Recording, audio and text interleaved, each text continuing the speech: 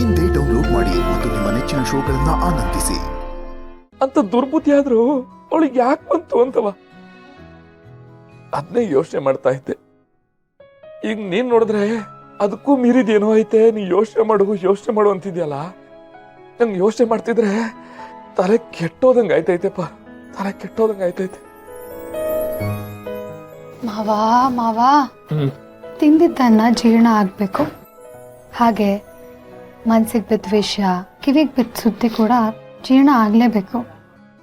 ಹಾಗೇ ಆಗತ್ತೆ, ಟೈಮ್ ಕೊಡ್ಬೇಕಷ್ಟೆ. ನೋಡು, ನೀನು ಅದ್ರ ಬಗ್ಗೆ ಜಾಸ್ತಿ ಯೋಚನೆ ಮಾಡಬಾರ್ದು. ಯಾವುದನ್ನ ಎಲ್ಲಿ ಕಳ್ಕೊಂಡಿರ್ತೀವೋ ಅಲ್ಲೇ ಹುಡುಕ್ಬೇಕು ಮಾವ,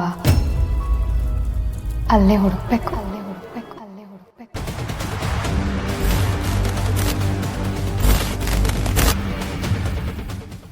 ಅವರವ್ವ ಒಡವೆ ಕದ್ದು ಓಡ್ ಹೋದ್ರೆ ಪಾಪ ಮಕ್ಳೇನ್ ಮಾಡ್ತವೆ. ಶಿವ,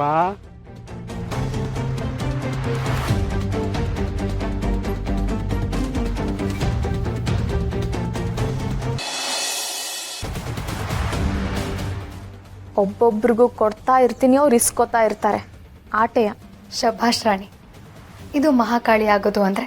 ನಾನು ಮೊದಲು ಮಾಕಾಳಿನೇ ಅತ್ಗೆ.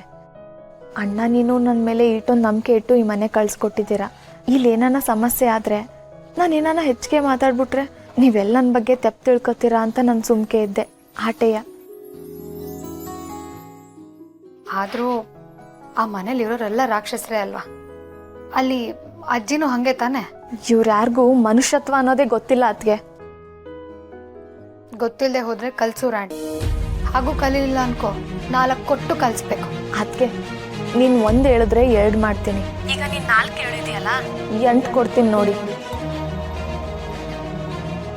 ಅಪ್ಪ, ನೀನು ಈ ಥರ ಮಾತಾಡ್ತಿರೋದು ನೋಡ್ತಿದ್ರೆ ನಂಗೆ ತುಂಬ ಖುಷಿ ಆಗ್ತದೆ ರಾಣಿ. ನೀನೇನ ಅವತ್ತು ದೀಪಾವಳಿ ಟೈಮಲ್ಲಿ ಗೊಂಬೆ ಹಿಂದೆ ಕಟ್ಟಿಸ್ಕೊಂಡು ಕೂತಿತ್ತು ಅಂತ ಅನಿಸ್ತಿದೆ.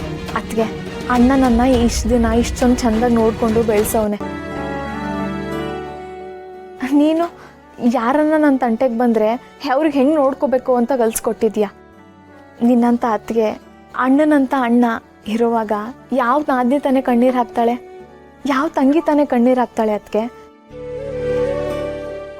ಇನ್ಮೇಲೆ ಕಣ್ಣೀರು ಹಾಕೋದೆಲ್ಲ ಇಲ್ಲ, ಅವ್ರ ಕೈಲಿ ಕಣ್ಣೀರು ಹಾಕ್ಸೋದು.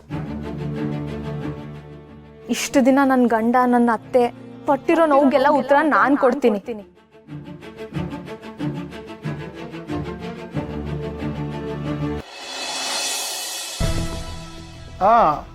ಹೌದಣ್ಣ,